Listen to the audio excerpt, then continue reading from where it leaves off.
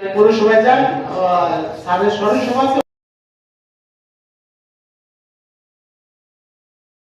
আমি চাই যে আরবি তর্জমা তারা যদি নামাজ পড়তেন, এবং সর্বশেষ যখন তার সাথে আমার কথা হলো, তিনি কোরআন ছিলেন, তার কথা তার আল্লাহ তাআলা আমাদেরকে হিদায়াত দান করুন। না, সেই তৌফিক আল্লাহ পাক বসা আমার স্নেহের ছোট জান্নাত বেশি করেন। আমরা একদম শেষের দিকে চলে উপস্থিত সাংবাদিক নেতৃবৃন্দ, আসসালামু আলাইকুম। পৌরসভায় বাংলাদেশের সচিবালয় মিট করি। পৌরসভায় যান, স্যারের স্মরণ সভা আছে ওখানে।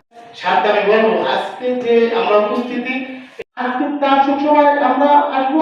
আগামী বলবো একটা মানুষ অনেক গরিমসি করে, সেই ক্ষেত্রে গুণ ছিল, কোনোদিনও কোনো 10 টাকা ওখানে কম দিত। তিনি মারা গেছেন, তাকে আল্লাহ রেসপন্সিভ করুন। তিনি একজন মুসলমান হিসেবে আমাদের সবাই অনেক খাওয়া দাওয়া অনেক কিছু করছি বাসায়। একটা জিনিস আমরা লেখা লিখেছি, কিন্তু আমরা কিন্তু সাংবাদিকরা যখন অসহায় অবস্থা আমাদের অত্যন্ত পরম শ্রদ্ধেয়। আমরা একটা কথা প্রসঙ্গে বলতেছিলাম যে টিআইবির সাথে আমরা থাকতেছি কেন।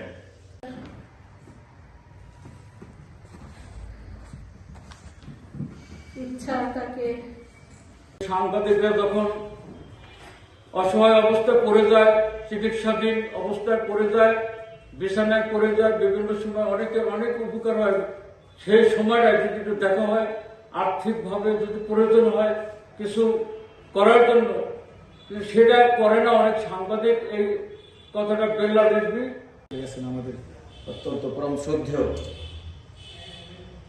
অনেক গুণে গুণান্বিত, আমি সেগুলি বলবো না। চলে গেল, তার প্রতিটা কর্মময় জীবন, কর্মময় মুহূর্ত আমাদের মাঝে ঘুরে ফিরে বারবার সাড়া দিচ্ছে। আমার কাছে মনে হচ্ছে তিনি আমাদের মাঝে আছেন, বেঁচে আছেন। যা হোক, তারপরেও তার জন্য দোয়া করি এই কারণে, তিনি একজন সত্যিকার ভালো মানুষ ছিলেন, শিক্ষিত মানুষ ছিলেন, মানবতাবাদী একজন সাংবাদিক ছিলেন। আমরা লেখা লিখেছি, কিন্তু আমরা কিন্তু অনুগল্প লিরিক লিখতে পারি না।